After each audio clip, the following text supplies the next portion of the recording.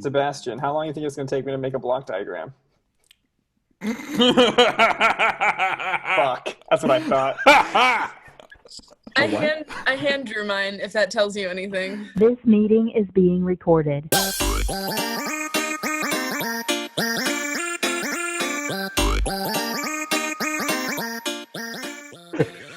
Hi, everybody, and welcome to this week News from the Real World Comments, our podcast where we talk about the top 10 articles from this past week. We're going to go through introductions. I'm going to hand it off to Derek. Yes, I'm Derek. I am a second-year MFA costume production grad. I'm Jessica. I'm a third-year costume design grad. I'm Damien. I'm a third-year costume design grad. I'm Parker. I'm a first-year stage and production management grad. I'm Allie. I'm a third-year stage and production management grad. So we're actually going to... And I wish to make a complaint about this parrot I bought not half an hour ago from this very boutique. Started off, Derek. What's the complaint about the parrot? No, you don't get to know that. So Derek's going to start us off this week. Yes. So my article was called 4 Weird Things That Happen When You Video Conference. It can be found on bigthink.com. And it's written by Norm Friesen. So basically the 4 things are eye contact is lacking, looking awry, or like constantly always being on camera, basically, which leads into feeling watched. And the last one is squelching voices, which is just like audio discongruency. Incongruency, is that a word? I don't know. But yeah, it was pretty straightforward. I thought it was really interesting. The feeling watched part is something that like I felt a lot in my Zoom classes the last few weeks. And I like turn my camera off because I feel self-conscious or vain or uncomfortable sometimes. But the thing about eye contact is really fascinating. The article says, there's a quote that says, there are no longer two consciousnesses in a moment of locked eye contact, but 2 mutually enfolding glances, which like, I kind of teared up a little when I read that because I was like, oh my God, I missed that feeling of like locking eyes with people in that way, you know? Honestly, as soon as you said eye contact, I was like, look at the screen. Yeah. No, where you make eye contact. But I find it interesting because like I actually find that I am looking at people's eyes more, but obviously they don't know it. Yeah. So I feel more comfortable doing it, which is weird. Yeah, so one of the students in the comments actually said, Sierra said, sometimes Sierra, they're talking about the students in a Zoom class together. Sometimes we can actually make eye contact with each other and then we'll immediately text each other to be like, were you just looking at my screen? Which I think is funny because, you know, you talk about like eye contact on the internet is like looking at yourself kind of while you're talking, but then looking at the camera. And like, if someone else is also looking at me while I'm doing that and then looking back at myself, you know, it's like delayed eye contact almost. It's weird how you can kind of tell who's, like, you have a sense of it. You can kind of tell. One of my teachers actually called us out on it today in one of my classes. Like, I can tell you and you are having a side conversation and you too. And I was like, wow, so you really can tell on the screen, like, what's going on. What? I said, they're catching on. I think they've always known. They're just like starting to say something now.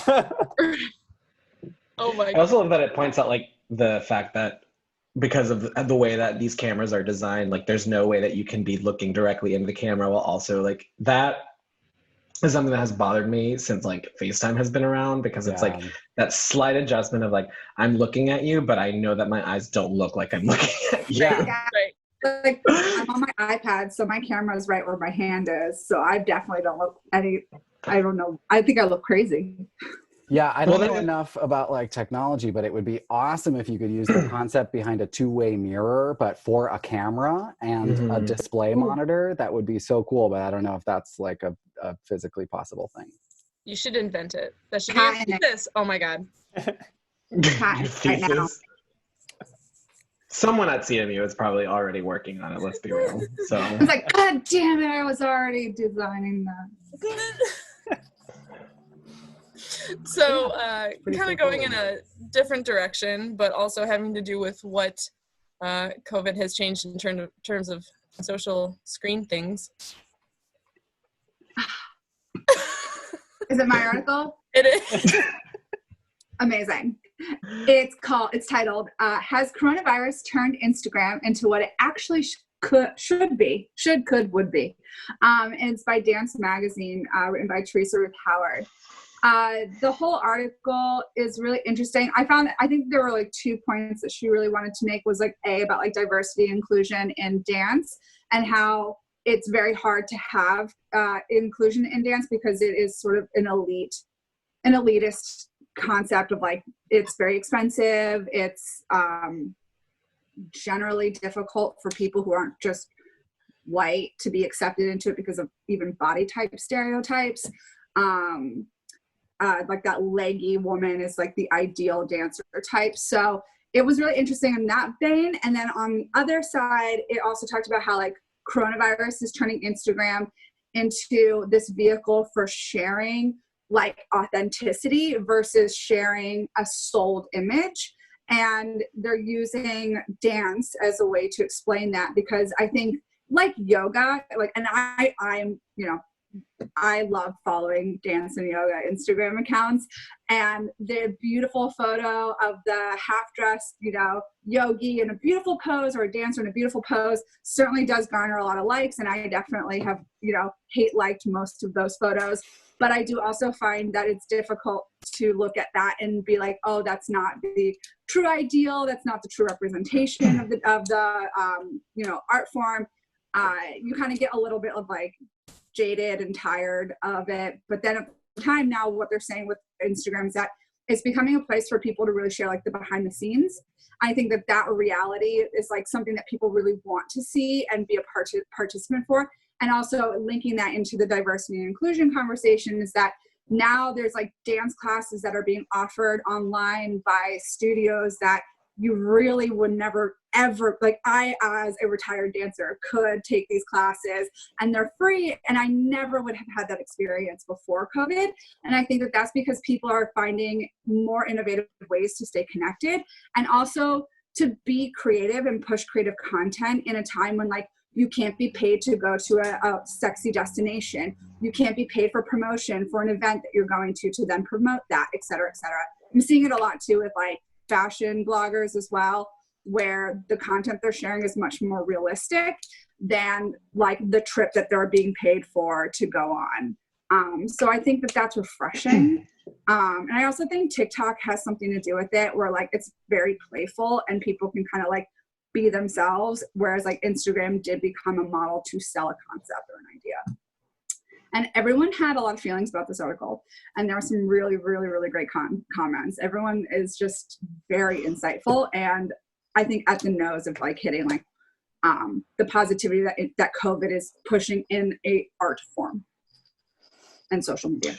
Yeah. I do wonder, like, I guess my biggest thing is like when we go back to normalcy, or what our new normal is going to be, if this is something that is actually going to carry through. Because I feel like, very recently I've been seeing a lot of just media of, celebrities. And like, I just the other day I saw a whole article about how celebrities are letting their natural gray hair show, and how like, there's this sort of like, and the fact that it's headline news just is, gives you an indication of where, not headline news, but just like the fact that it is it's worthy of an article, just kind of shows you where we were as society, as a society, in terms of what we see as normal image. So I hope more than anything that this continues forward, that this is something where like we kind of do drop this desire to be what's commercially beautiful and normal, and just kind of have an appreciation for just natural humans as we are and as we exist.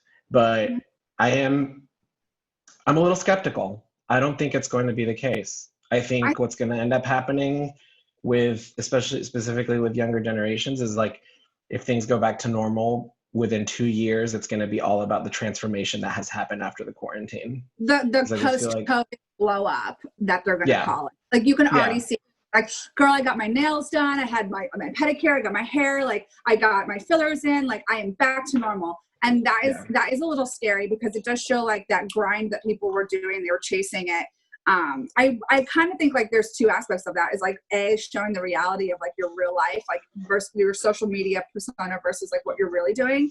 And also like I would like to see, like in regards to this article, like dance studios continue to host classes online and make it free and like accessible to people who, you know, would never have that experience. So I think that would be really cool. It'd be a great way for like theaters and dance academies and even like artists to just like engage their community and grow like I think organic just followers and all that jazz. But I mean, oh no, go ahead. I was just gonna say that it'd be, you know, just kind of jumping off of that, like it would be great to see this, now that we've identified it as like a potential tool for community outreach, that it just continues, like Jess was saying, just let's kind of continue propelling that forward so that when things, you know, reopen and we're back, that it, you know, even if it does become like, you know, you can only view this, you know, with certain permissions, like, you know, like just making art more accessible across the board, art, and then just, you know, just resources in general.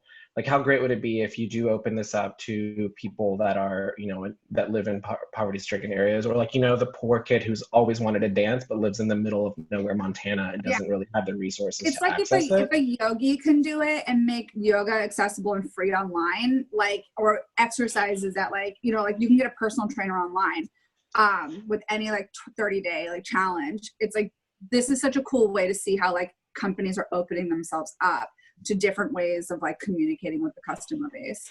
We were also talking about it earlier in class this morning, where theaters are doing similar things, right? Like they're starting audiobooks or, you know, doing content online or stuff like that. And we were talking about how, right, if they continued that content even alongside their in-person content when it comes back up, right, making it more accessible, but also making it so that the next time this happens, next time that there's something so catastrophic that it shuts down the industry, you know, like as a whole, at least not all of the content is shut down. Like you still have an avenue there. So I think it's kind of twofold. Yeah. But that's a really good segue into your article, though, Damien. I was about to say, well, what is available of my article? But the article that I covered is a remote working revolution coming for creatives, and it was featured in the Creative Review, written by, sorry, where is the author? There we go, by Emma Tucker. So sadly, this article, I was only able to see the first 2 paragraphs because you have to be a subscriber in order to read the full article. So, and we're all broke, so I'm not paying for that subscription. But that being said, you know, it's pretty easy to see where this article was headed. And basically, you know, things have gotten a lot more difficult as creatives to kind of express what we're doing in some aspects. I'm assuming that it also probably touches on like how it has also made it easier, like we just discussed. You know, in the comments I did read a couple of people who were lamenting on the sort of difficulty and the just frustration that this sort of new remote living is causing. And I think, I mean, we've all, at this point, we're reaching what, week 5, 6? I've lost track of time, you know, and I think like we're kind of settling into those growing pains. But something new happens you know, I feel like we consistently just find something new that makes us aware of how difficult this truly is. But yeah, I think it's just another ongoing discussion of the struggles that we're getting, you know, it specifically references just like, you know, how when you're in a room full of people and you can like make eye contact and speak to them, and you have an idea that you want to show them, you know, you have the access of like a whiteboard and you can write it out and say like, oh, this is what I was imagining. And we don't have that, the liberty to do that anymore. And I'm sure there are, you know, ways to do it, but it's just not the same. And, you know, it's not, you don't have that same sort of accessibility to materials to do that sort of, you know, demonstration. So yeah, I mean, again, just like we've been talking about the past couple of weeks, we live in a different time right now, and it comes with so many obstacles that I think a lot of us are actually doing pretty well at overcoming to some degree. It's kind of a day by day thing, task by task thing. And yeah. It's actually interesting. I find that I was just thinking about this the other day. I was like, wow, I will stand up from, you know, whatever I'm doing in Stu Tech and go find someone. Like I'll walk to like the third floor and just like go talk to someone real quick. So much more easily than I set up Zoom meetings. So like if it's like a Zoom meeting, I'm like, okay, I gotta go through the calendar, I gotta make it a schedule, you know what I mean? And I'm like, oh, it's gonna be so much screen time. And it's just so funny because I'm so reluctant to do that, and yet I'm always so willing to like exert physical energy to do the exact same thing, but just the difference between being in person and like just grabbing someone real quick versus like setting a whole thing up. Yeah. Yeah. A big thing I've been thinking about in how my school experience right now is different from before is the serendipity of socialness, like social serendipity, and like that practice of just walking in a hall because you want to take a break and put your head in a different space. And maybe I run into Parker in the hallway and he's like, hey, what are you working on? And I'm like, this problem. And then Parker has a brilliant solution to my problem. It's like, we don't have that anymore. We don't have that kind of serendipity anymore. And everything has to be arranged because we're all alone. Mm-hmm. And that is like another type of labor that is coming out of all of this. And it's a challenge for sure. Yeah. Mm-hmm. And I miss that. Just communication as a whole is so much more challenging, especially when you're looking at projects for classes or productions and things. I mean, we're just not able to communicate in the way that we were before, and it's greatly impacting the way that we learn, the work we're putting out in these productions. And totally. Simultaneously, I will say, like, I don't know if anyone else does this, but if you like sit, I don't know if you guys do this, I sit and think sometimes like, what it would be like if I lived in like the past and what that experience would be. And so like, I kind of think like, oh God, thank God we have the internet to communicate with each other. Like I would lose my shit if I didn't have the internet. It'd be hard. Like yeah. if I only could communicate with somebody, even by like phone or like, I don't know, any other plague that they did, like the lockdown, like if it was the 16th century. But like, I mean, what? I mean, I was just going to say though, but at that point though, like, it hasn't been your normal, like, you know, like you haven't been doing it. So it wouldn't even necessarily be that much of a departure from what you were previously doing. I mean, although I see your point in like, I don't know, it's just like a fantasy. It's like the comforts we have that we take for granted. Like, thank God we have the internet. And looking back on 1918, it's like, I don't blame them for all wanting to get out so much, like in the end part of the summer where they were like, no, like we've been apart for so long and the war is really awful. And like, no, we're just going to get back together. Like, it'll be fine. And then like the second wave came and it was awful, you know? So like, I don't blame them that much because you're taking social beings and cutting them off completely. Like not even, like you said, not even this. And even now, with the comforts that we have, we're seeing the exact same thing. In Silicon Valley, they had the cases down to 10 a day for 4 or 5 days. And just recently, in the past 2 days, they've had 130 cases because it got better. And people were like, we're going to go out again. It's That's crazy. Well, I was listening to NPR today that was like talking about how like the positive and benefits of like keeping the country closed for a lot longer than they expect. And like, it's like they're saying like, because they just want to avoid a rebound. So interesting. Mm-hmm. And then I just think of the TikTok song. It's like, I'm bored in the house and I'm in the house bored. No one's thinking of TikTok right now. No. I'm always thinking about it. I know. It's a problem. But in The terms longest I've of, gone. oh my god, This is, in terms there's also of kind of yeah. oh, go ahead. No, you go ahead. You were doing the intro. It was great. Yeah, like This kind of relates to an article that I'm still kind of conflicted on, The Forgotten Art of Assembly, or Why Theater Makers Should Stop Making, by Oh God. The subtitle. It's my initial read. I did not like it because it's very just a negative view, and it's a harsh kind of reality to stomach, I suppose.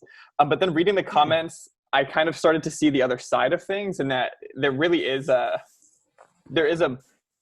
understand why it was written, and it makes sense. It's an incredibly well written article, basically saying that we shouldn't act like this is normal, and we shouldn't continue creating and this is from the perspective of a theater maker, written by a theater maker. I think we shouldn't. The argument is it's disingenuous to try and create an art form that is based in assembly when we can no longer assemble. And this virtual assembly is not as genuine and true as what theater assembly should be. And it's a very long article. It brings up several points, so much so as at 9/11 and they point out that there are significantly more deaths from COVID-19 versus 9/11 because it's so much more widespread. But 2 days after that tragedy, the theaters reopened, and it was so hard for everyone. And the article talks about how it was hard for the performers to get out on stage. It was hard for these grief-stricken patrons to be sitting in the theater, but it was that community, that assembly that kind of is healing. And it talks about how theater has a healing property. And I totally relate to that. But things like saying everyone posting positive songs on Instagram and like people bringing out their old monologues and things like that, saying it's selfish and unnecessary is another part of this article, which I kind of don't agree with. I mean, I understand the perspective that they're coming from. I don't have a TikTok. I don't post those things, but I absolutely love seeing my friends and what my friends have created, and like that spark of positivity in this chaos, like I think is necessary. And I get that. Yeah, and like I don't always love seeing it, but who am I to judge someone's coping mechanism? Totally. You know? Yeah. Like, and I think it's valid, even if it is for themselves. Like I think that's still super valid. Yeah. I was like, practice your craft. Like this is a great time to practice your craft. And if you're somebody who just wants to put it online for other people to view, who are we to judge you for that? Yeah. I personally, like, I love this article. I just thought that, like, it brought up a lot of very good points that resonated with me, just in terms of, like, I didn't necessarily see it so much as like a, you know, it's selfish or anything like that. I mean, if that's a direct quote, like I don't remember, but I just saw it more as like a, don't feel pressured to be consistently working, you know, like you are allowed to grieve. I think one of the quotes says, like, we must lean into this pain. We must feel the grief. You have to mourn, you know, mourn the loss of work, mourn the loss of jobs, you know, like you are allowed to, you don't have to like, you don't have to be on, essentially. Like, and I think that's kind of what I felt was the main sort of message regarding the article. And like, that's because it's something that I have felt. It's like, you know, we've consistently talked about the productivity and how, like, why are we, like, you know, measuring productivity during this time? And I feel like that's why, like, with me, you know, my personal experience, I've had that same sort of thing where I've just like sunken into a funk and like I can't do anything. And it's like coming to the realization that like I'm allowed to feel that way. And it was just that sort of reminder of like, you know, yeah, you can do that, but like no one's pressuring you to. No one is expecting that of you. And I think he would, at one point he says, like, you know, it's hard for performers specifically to recognize that they're not being told to perform an encore, but rather just go off stage. I wrote like, that down go too. off stage. This is not a time for you to be on stage and re-perform. Like, this is a time where you are allowed to grieve. You are allowed to be sad about the fact that you're not working. Like, sadly, you've been labeled as non-essential, and that's okay. Like, you know, join the rest of America, like, who isn't necessarily involved in the effort. So, like, I don't know. But like you said, it's a well-written article. It is pretty lengthy, but there are some very just poignant, you know, messages. Like, I think when he references like Things Fall Apart, the novel by Chinua Achebe, where they talk about how, like, people come together not because like they have to come together to communicate, but because they want to be together when they tell a story. Right. So like that is like, it was like, oh yeah, that's kind of what theater is. Like, we come together to tell a story because like it's done in a much more effective way when we're in a group, as opposed to when you're putting forward this sort of digital message that you like feel you need to do. So totally. And he even says, which is a strong quote, I promise you Tiger King is more enjoyable than Hedda Gabler on Instagram Live. Yeah. Oh my God, I just started Tiger King. But I mean, I see the point in that quote. Like it's an aggressive quote, but Yeah. I mean, it's true. Like trying to force theater into a medium that it doesn't necessarily fit into is totally an argument. But I also don't see it being wrong for people to cope by presenting their art form. Like there's a line there. Yeah, like I think it's a legitimate grief response to try to replicate your previous experience. Like this was something that I felt good doing, and so I'm going to keep doing it even though I'm grieving through it, I think that's a part of processing. And not only that, but linking it back to like the article about like Instagram being used for like authenticity. It's like, now if that's what you want to do and you want to put that up, like I think a lot of people now are like creating art for themselves and creating art to get a sense of community and connection with each other more so than they were before. Like, of course, like, like speaking to Broadway reopening after 9/11, like that's because they didn't want to lose money and they also wanted to keep the show going. The show must go on.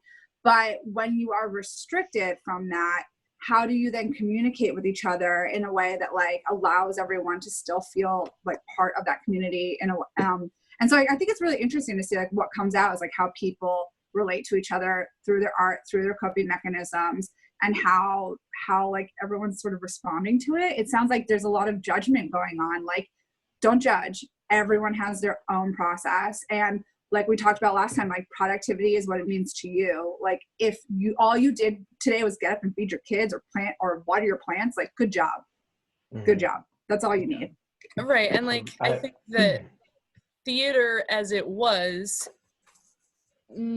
can't like happen exactly as replicated on, it can't be replicated online. But I think like what everyone said, like communication and connecting and creating and storytelling like can still find ways to be represented in this new platform. And it's not going to be the same, but it's going to be what you need in that moment or what you need that week or, and right. Like we are the trailblazers for this. This is in 20 years. If this happens again 2 or 3 more times, like people who've experienced it 3 times are gonna be like, oh, remember when we used to do this? How provincial. But like, we're just learning and experimenting. And I think that's really good. I think experimenting is good. The fact that as a species, like, and as a community, we are constantly striving for that human connection, regardless of how we go about doing it, I think says a lot about the resilience of humanity and humankind and community. Yeah. I will say, like, there's also the other side, because like I know that we've had so many conversations about it, just and like talking to friends and family who work in different fields, that like a lot of people though, like even though yes, like for some people this is their form of grief, is to put their art out there to put, because it does provide this sort of feeling of comfort. There's also the other side where people feel pressured to be productive. No, that's true. And like that's like I feel like that's what was coming through for me in the articles, like those people that are like, I have to keep working, I have to be, I have to maintain my image, I have to keep putting myself out there. It's like, no, you can take a break. Like no one's asking you to, no one's expecting you to. But like on that end is like my brother works for a company, and he is required to log in Monday through Friday 9 to 6 and be on, and like he doesn't have the ability to be like, sorry, I'm having a rough day, I can't be signed in. But he's getting paid, I'm assuming, because that's like of course he's getting paid. That's the biggest difference. Damien's point, and bring it up. I totally appreciate you bringing that up too, because that's very prevalent in the article. But Really quick side note though, because I just happened to look at my screen and saw that Ali, you were the stage manager of Tiger at the Gates. How about Tiger King at the Gates? Is that something that we can all work on developing? I will. Oh my God. I will come back in the fall I to do that. It's gonna be my thesis. personally attacked. Oh my God. We need to give him an honorary degree from Carnegie Mellon.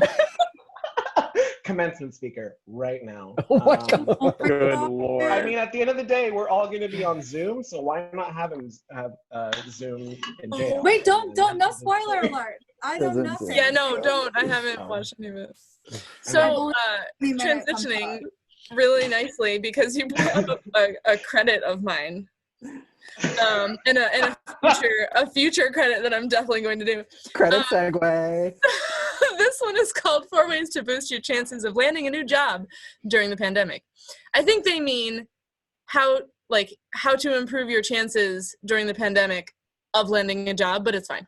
On Fast Company, written by Peter Yang. So basically this is exactly what it says. Like, he just gives tips. A CEO of a resume writing service gave 4 tips on how to network and everything so that you can land jobs once we come out of this. And the first one was networking in digital spaces, talking about how people that have working LinkedIn and like professional Facebook and like Instagram accounts and everything like that get landed more jobs, have a higher chance of landing jobs. Second one is tailor your cover letters to different job descriptions, which yields 50% more interviews than job applications submitted without a letter and being tailored. So that's cool also because we have the time now to do that. Because it takes a lot of work. The third key point that he brings up is addressing work gaps in your resume, and talks about how either address it in the resume itself, or that one I have a thing about, and talks about how people who have gaps that are unexplained are not as likely to get an interview. And then just retooling your resume, basically. So that once we're done with this, it's all ready to go. Yeah, it's not, I mean, there's not a ton to it. It's interesting. A lot of the students commented basically like, yeah, this is good to do even when there's no pandemic. But it's like, I was just going to say, hashtag nothing new. Like, none of that. Yeah. It's not That's just smart job hunting. Yeah. No offense to Peter Yang. I was going to say, it's also not very conducive to our field. Like, I was going to say that. It's not very applicable. There should be it's like very an norm core.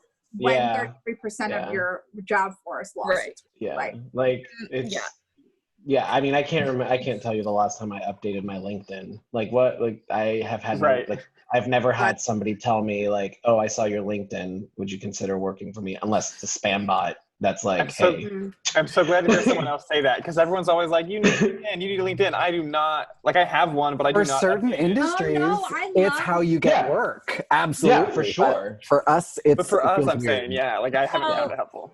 I mean, like, I'm definitely going to update it, like, now, because I do have the time. Like, I get where he's coming from. Like, you do have time right now, and, like, cool. And, like, Showcase is coming up, so I'm going to do it for that. Great. Awesome. LinkedIn's actually really great because if you follow people who post articles that are within your field and you comment on them, you're more likely to make a connection with that person than you are in any other way. So if there's somebody that's hiring or they're job hunting or they like work for a company that you want to work for or like a theater you want to work for, commenting on any of the things that they post are really, really good, or that they comment on as well. That's a secret hack I learned. Nice. It is, like, absolutely definitely useful. Like, the work gaps one I felt was the least applicable to our industry, because it's like, no one is going to be like, what did you do those 3 months? It's like, I was covering between jobs. Like, you know, it's like, come on. So, I mean, yeah, very, you know, useful, generic, and basic. But but I mean, in terms of like seeking jobs in the future in our industry, the next article, the one that I was reading, was just talking about what's going to happen in the next couple of months when things start reopening. It's Hollywood braces for production Logjam post-virus. There's going to be So Much Jockeying, written by Bryn Elise Sandberg for The Hollywood Reporter. Basically, this is like referring to the fact that so many shows had to go on hiatus and like are not, are no longer working. And as a result, like a lot of productions that were already scheduled to start filming at a specific time are now going to be pushed back. And as, because of what's happening, so much new content is being created or being, discussed. So like all of a sudden there's going to be a big struggle to kind of fill the spaces, specifically the studios, in order for production to continue. So like, there's going to be a lot of people like wanting to go to different lots, wanting to go, to different even cities. But like one of the things that I did find interesting was the fact that in response to this sort of logjam that's happening, some cities are actually building new studios and like building new, like developing new sites to make room for this sort of like overabundance of productions. And especially now, like, like a lot of writers are creating a lot of new content that is getting picked up or greenlit. And so it's like, they need a place to go. They can't just be, so like, they are finding a way. Now, that being said, it also did go into further detail about like, once we reopen, not only do we have to consider scheduling, but we also have to look at what new safety protocols we're going to have to put into place in order to make sure that everyone is safe and that everyone stays healthy. So it makes mention about how like some of the larger, like, I guess, high-end studios are going to have a much easier time with that because they'll be able to provide the necessary resources to maintain sanitation and that sort of thing, and how some of the smaller independent studios will probably struggle with that. But I will say, to me, it kind of seemed hopeful in the sense that, like, does that mean that there's going to be a lot more work that is going to become available for people? Or does that mean that the same people will return, and because there is this sort of logjam, the other productions won't be able to continue? I think it's probably going to be option A, to be completely honest, but we'll see. It's going to be interesting to see what happens. I read this article a while ago. I think it was about a week ago. So correct me if I'm wrong, but one thing that it doesn't mention that I've been thinking about a lot because I've been working full-time in film for 5 years now is the actors' schedules. The costumes department has like an intimate look into how intensely the actor's schedule plays into the scheduling of the entire production.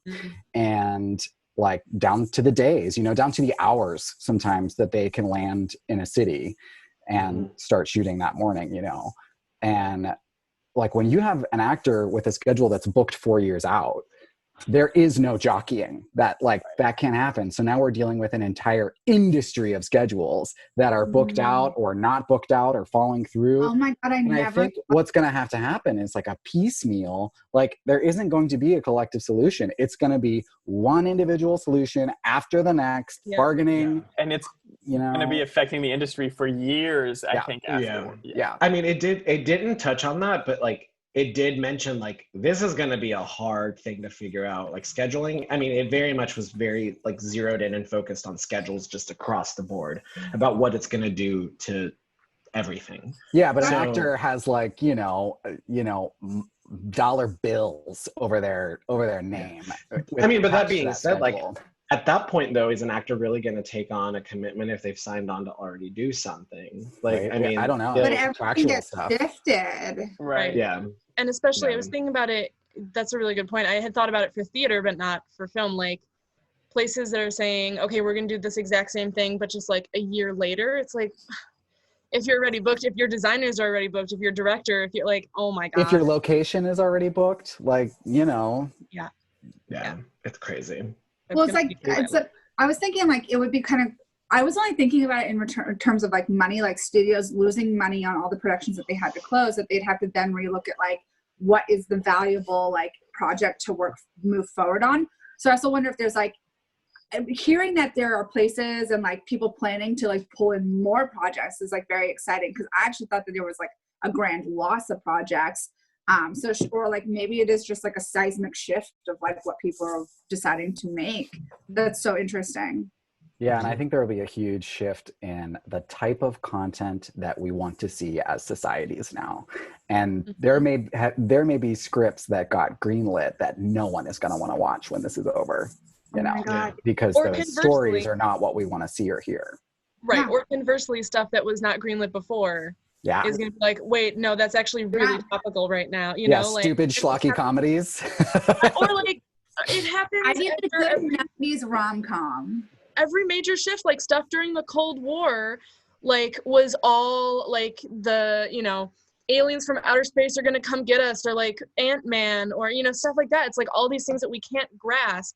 And like during that period, people couldn't grasp what was happening and what the consequences were going to be. And that reflected in their entertainment. So it's going to be very interesting how we come out of this. Like I can't wait to see the like home cooking network show. She's like, I grew these myself. Let me show you how I made them. And you're like, yes.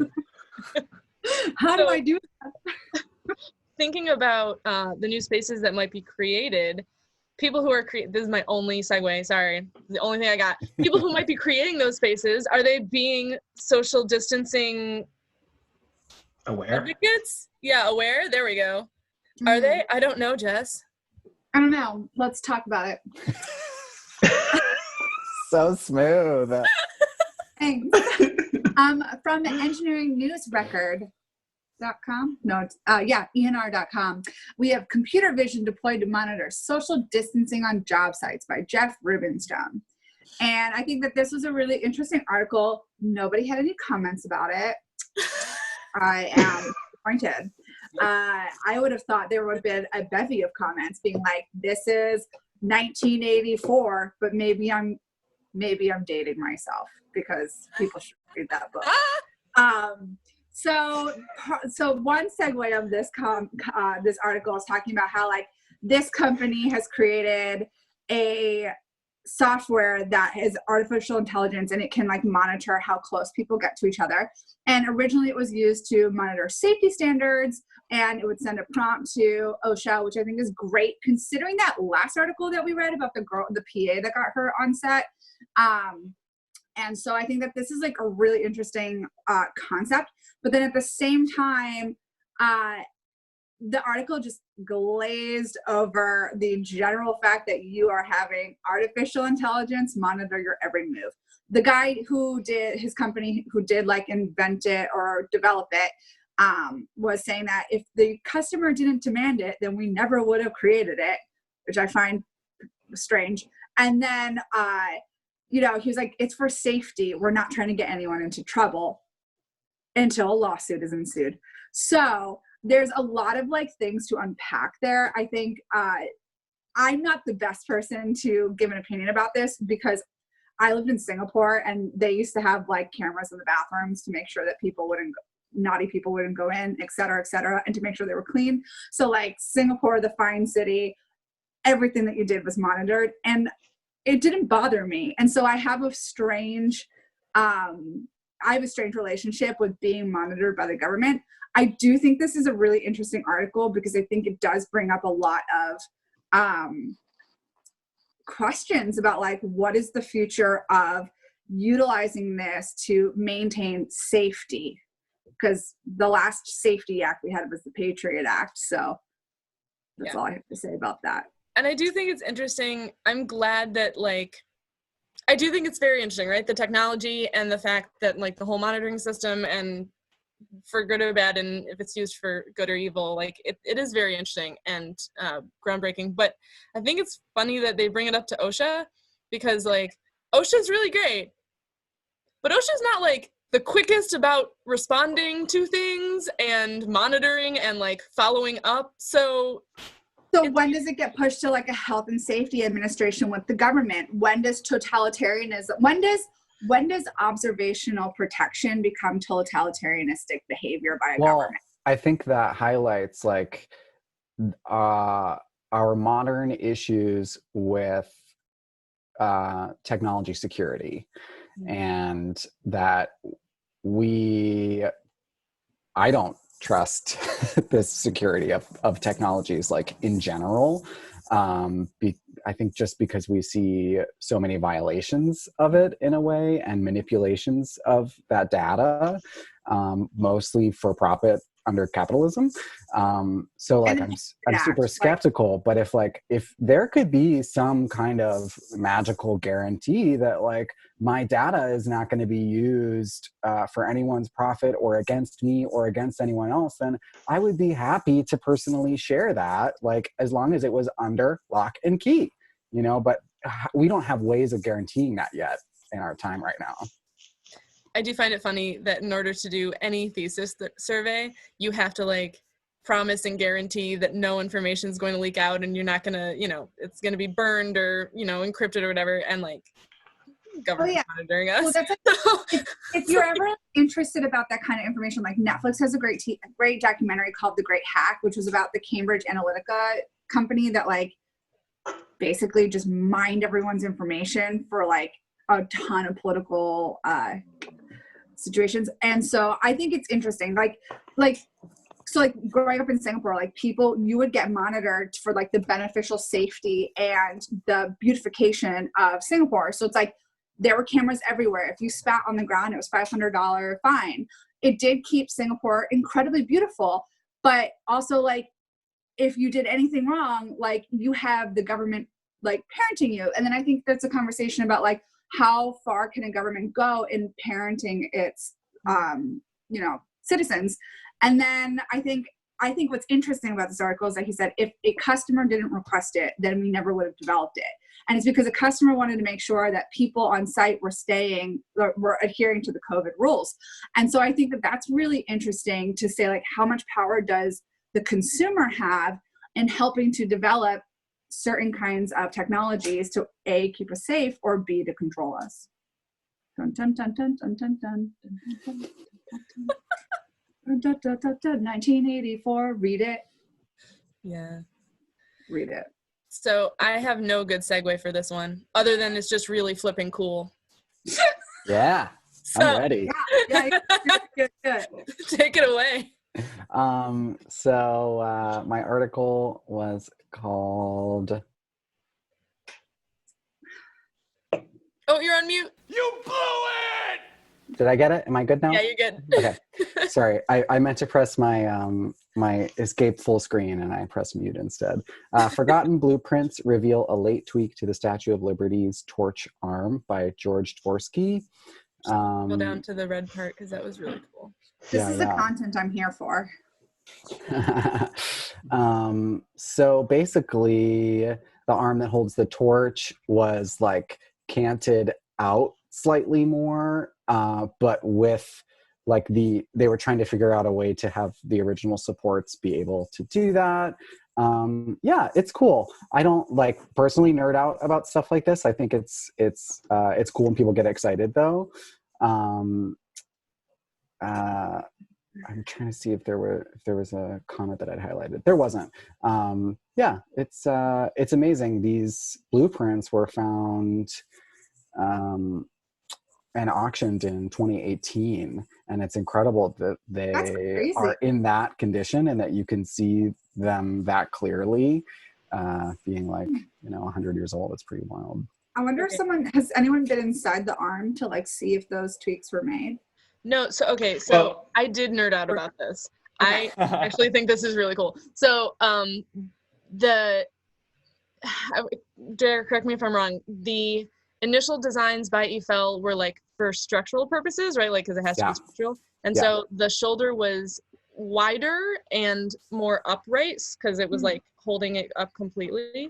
And they wanted it to be more welcoming. So they wanted to like lower the angle and slim the shoulder down. And like I said, so you can see the red lines are where the French sculptor who helped making it was like, but what if we did this instead?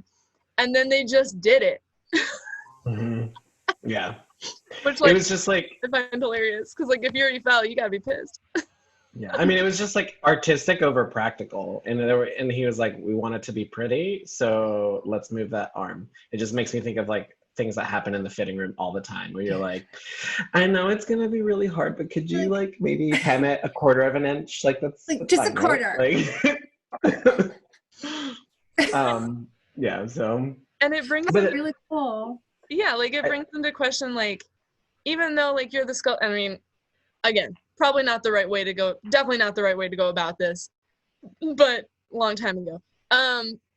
Like you're the sculptor, and yes, you're just given the blueprints and expected to make it, but like, do you have some design aspect of what you do too that influences the end result? He's like, low key, I'm also a structural engineer, so relax. Yeah, Claire Duncan, they responded, sorry, I keep gendering people in the comments and I'm sorry about that. Claire responded and said, I love these little lost tokens of history, and this article paints a lovely picture of two engineers acting perfectly civil while one adjusts the other's work once he's out of the room. I love that. It's like, I think that's true. really quaint and cool. That's a French alteration. Oh my God, literally. literally a French alteration. If anyone doesn't know, out here, a French alteration is when you give an alteration request to a stitcher and they say, oh yeah, I'll do that right away. And you leave the room and they have already finished the work.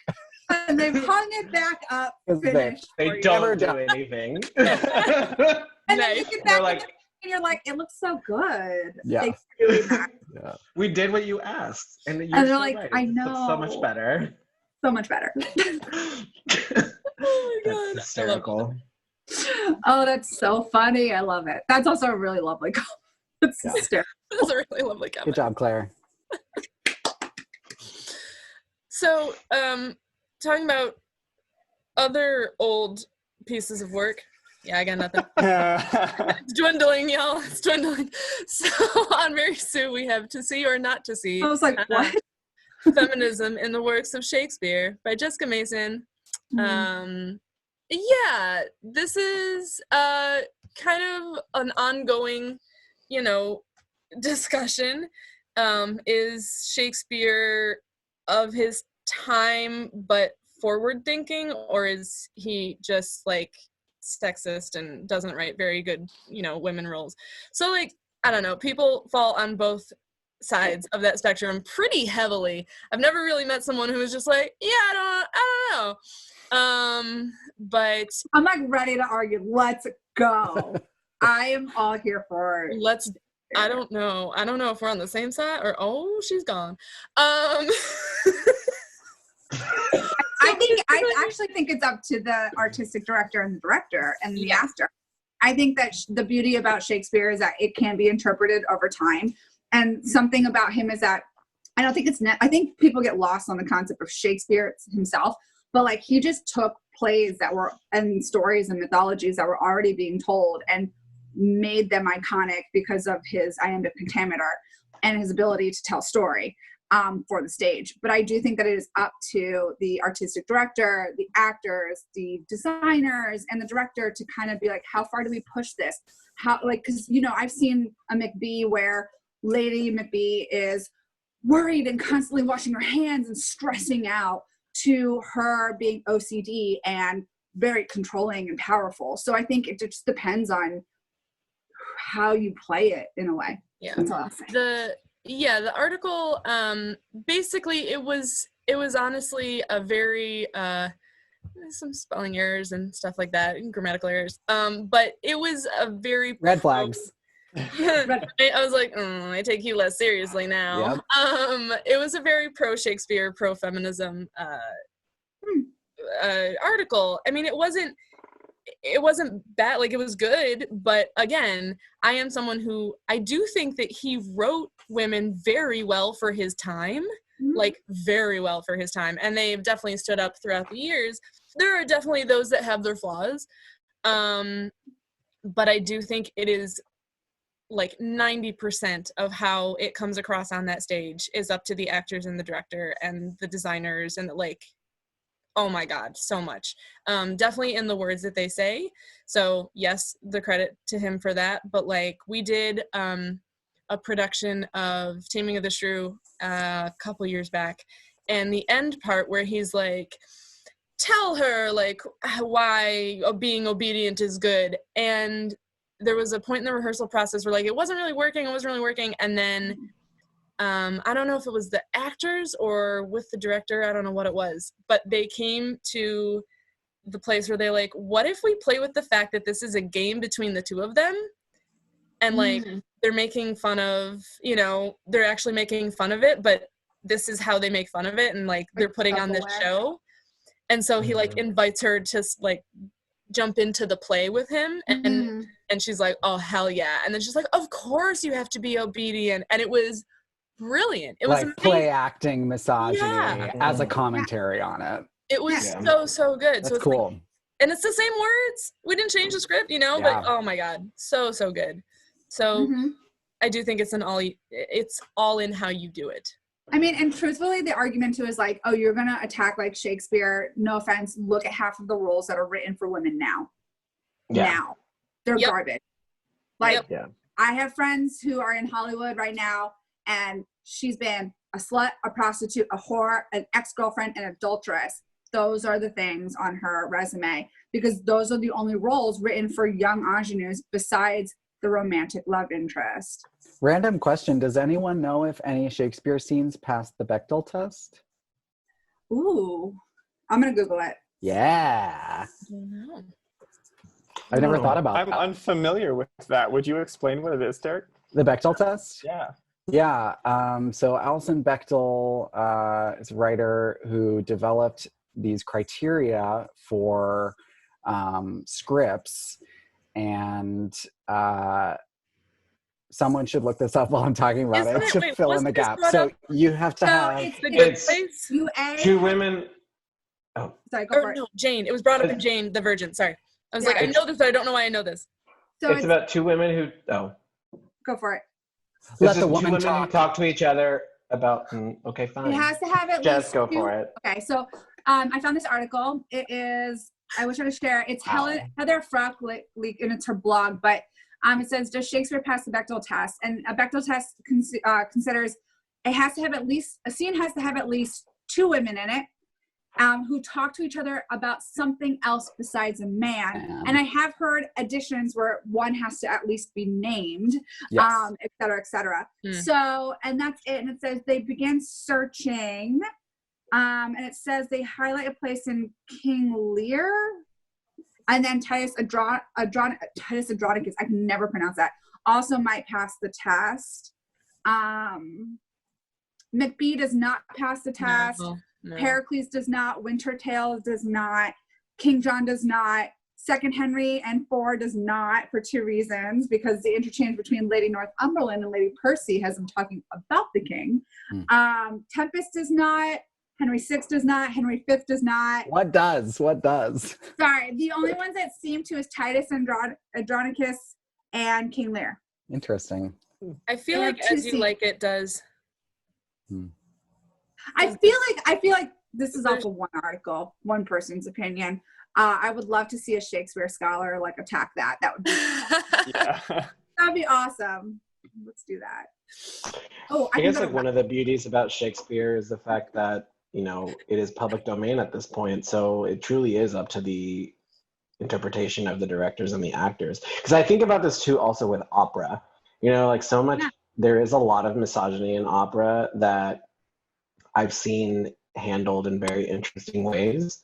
Like I think in the past like 5 years, I can't remember when, but there was a production of Carmen. And at the end, I don't know if you're familiar, like spoiler, at the end of Carmen, I believe the way that they changed it is she actually killed him, which is not how it's written.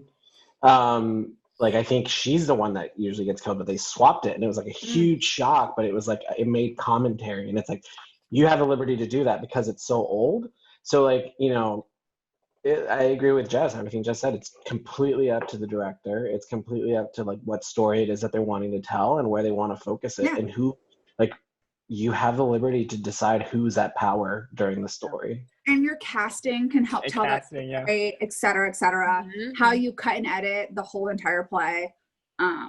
Yeah, I mean, I know he's problematic, but I feel like there is something to be said about how he has created this sort of like specific medium that we're allowed to use in whichever way we want. Also, Because, Shakespeare you know. adapted the stories of his time. Why can't we adapt him to us? Right. True. Right. Speaking of strong women, Nicole Kirsch is from North Carolina. She's a recording sound engineer and musician.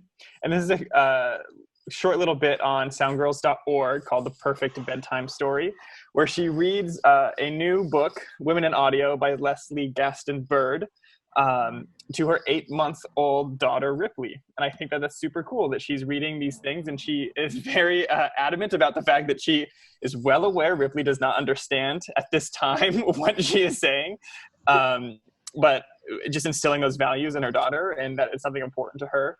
And the history that is in this book is something that, a quote, this will not be the last time my daughter encounters these women, which is just really awesome to see this kind of generational thing going on. A cute little read. It's a cute little short piece for sure.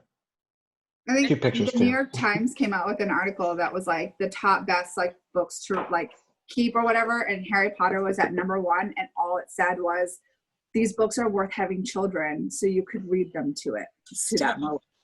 And I was Wow. like, you play Mozart for kids, they don't know, but they love it. Right. Yeah, like anyone who's hating about, like, I think there's a lot of value in, like, you know, exposing kids to things that they might not understand. Like, I always will remember my dad told me, I never baby talked to you as a kid because I wanted you to be able to listen to adults and talk, like, you know, with them in a way. And you never know when those memories start. So it's like a wholesome thing that they're doing together. So that's always nice. Yeah. Like, I think just falling asleep to someone who's familiar, that loves you and you love them, like their voice is very helpful to development. Right, not even specific memories, but like you said, like the memory, the feeling of the memory, or the emotion that you got from it, or the sense of security and like stuff like that. Like that's just, that becomes ingrained. That's not even tied to a specific memory. It's just like you feel that because it was so early, so young. Yeah, even just like the vibrations of the reader being really into what she's reading to her child. Like the child can feel that. Of course the child can. My grandmother used to read to us Farmer Boy every summer. And I can't even tell you now, like what, I know the storyline to that book, but anytime my grandmother reads to me, even if it's just like a newspaper article, it really just puts me back into that mood of feeling very comforted and safe and like relaxed. And you're just like, oh, tucking into the story time. Like it's a nice bonding moment that's subconscious. We started reading Harry Potter when it came out, and that was a bedtime story every single night. And my niece really wanted to start a new book, but we're in pandemic, right? So my mom, I've been setting up Zoom meetings and we've been recording them, and she's been reading to my niece, and like we're all in it together. And like I started crying this last God, I'm gonna cry. cry. Are you guys reading Harry Potter together? I'm like crying right now. Can I join? Yeah. We do it tomorrow. I'll send you the invite. Who's that lady crying? To be like, why is this weird person joining in? I'm like, I have my book, I'm ready. What page Are we reading the English or the American version? Is it philosophers or sorcerers? You don't know. We don't know. Oh my God. Well, that was a happy note to end on. It was. Yeah. That was good. All right. Well, thanks everybody. And we'll see you next week for another News from the Real World podcast. Bye.